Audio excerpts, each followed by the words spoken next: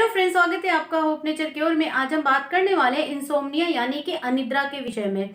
जीवन से जुड़ी हुई खराब आदतों की वजह से अनिद्रा की प्रॉब्लम आजकल बहुत ही आम समस्या होती जा रही है। नींद न आने की समस्या इस तरफ भी इशारा करती है कि आपको मानसिक बहुत ज्यादा तनाव रहता है, आप बहुत ज्यादा टेंशन लेते हैं। डिप्रेशन में रहने वाले लोग भी अनिद्रा का शिकार हो जाते हैं। इंसोम्निया का एक रूप स्लीप मेंटेनेंस इंसोम्निया भी होता है। इसमें रात को व्यक्ति बार बार जग जाता है और नींद पूरी नहीं कर पाता है। अगर किसी व्यक्ति की नींद पूरी नहीं होती है तो बहुत ही ज्यादा चिड़चिड़ा हो जाता है और उस व्यक्ति का किसी भी काम को करने में मन नहीं लगता है। इंसोम्निया का सीधा संबंध high blood pressure, congestive heart failure और डायबिटीज जैसी बीमारियों से भी होता है। पूरे दिन भर के आप बहुत ज्यादा थके हुए हैं, फिर भी आप रात को सो नहीं पाते हैं, तो ये भी इंसोम्निया का एक लक्षण। कॉन्स्टिपेशन, इंडाइजेशन, बहुत ज्यादा मात्रा में चाय और कॉफी का सेवन करना या अत्यधिक मात्रा में शराब का सेवन करना भी इंसोम्निया के कारण हो सकते हैं। बहुत से मामलों में ये देखा गया है कि ये सारे कारण सिर्फ कुछ समय के लिए प्रभावी होते हैं, लेकिन अगर आपको लंबे समय से या लंबे समय तक इंसोम्निया की प्रॉब्लम है तो हो सकता है कि वो किसी और वजह से हो। आइए जानते हैं कुछ घरेलू और कुछ आयुर्वेदिक उपायों द्वारा इंसोम्निया का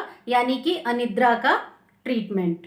जिन लोगों को बहुत ज्यादा टेंशन रहता है, नींद बहुत देर से आती है या बहुत कम आती है, ऐसे लोगों को अनुलोम विलोम करना चाहिए।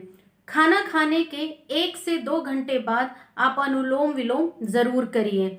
अगर आप चाहें तो आप बिस्तर पर लेटे लेटे ही अनुलोम विलोम कर सकते हैं, या फिर आप अपने हाथ की जो ये स्मॉल फिंगर है, स्मॉल फिंगर का अपर कट के ऊपर का ये जो पार्ट है, इसे आप इस तरीके से, ये देख लीजिए, इस तरीके से प्रेशर दीजिए। ये देख लीजिए, ये इस तरीके से आप इसको प्रेशर दीजिए दोनों हाथों में। इस तरीके से आप दोनों हाथों में प्रेशर दीजिए। आप देखेंगे कि बहुत जल्द ही आपको नींद आने लगी है। तो आप इसे जरूर आजमाइए। हम सभी जानते हैं कि आंवले के बहुत ज्यादा बेनिफिट्स हैं।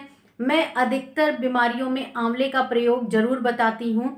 तो इसमें भी, इंसोमेनिया में भी, आप सुबह सुबह 1 चम्मच आंवले का जूस जरूर पीजिए, क्योंकि ये हमारी स्ट्रेस को दूर करता है और हमारी अच्छी नींद लाने में बहुत ज़्यादा हेल्पफुल है। ऐसे लोग जिनको नींद बहुत कम आती है या बिल्कुल आती ही नहीं है, ऐसे लोग पतंजलि का मेधावटी ले सकते हैं। मेधावटी आप ले लीजिए और इसकी एक एक गोली सुबह शाम आप लीजिए। आप देखेंगे कि आपकी जो नींद की समस्या थी उसमें आपको काफी आराम मिल गया है। आइए अब जानते हैं हमारा अगला उपाय।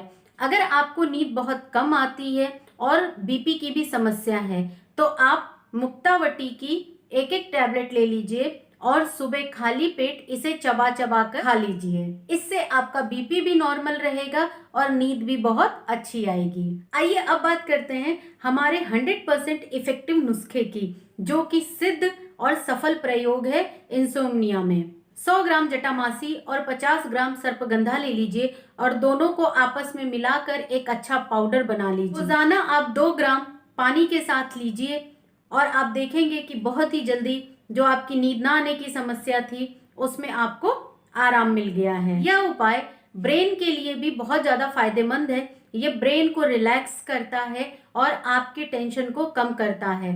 तो आप भी इसका लाभ उठाइए। यह नुस्खा 100% इफेक्टिव है, तो आप भी इसे लीजिए। अगर आपको कोई प्रोडक्ट नहीं मिल रहा है तो लिंक नीचे डिस्क्रिप्शन बॉक्स में है, आप वहां से जाकर चेक कर सकते हैं। आइए जानते हैं अब हमारा अगला उपाय। आप रात को सोने से पहले 1 कप गुनगुना दूध ले लीजिए और 1 टैबलेट ब्राह्मी वटी की ले लीजिए और आप इसे सोने से पहले पी लीजिए। आप देखेंगे कि आपकी जो अनिद्रा की समस्या थी वो भी दूर हो गई है। ब्राह्मी हमारे ब्रेन को भी रिलैक्स करने का काम करती है।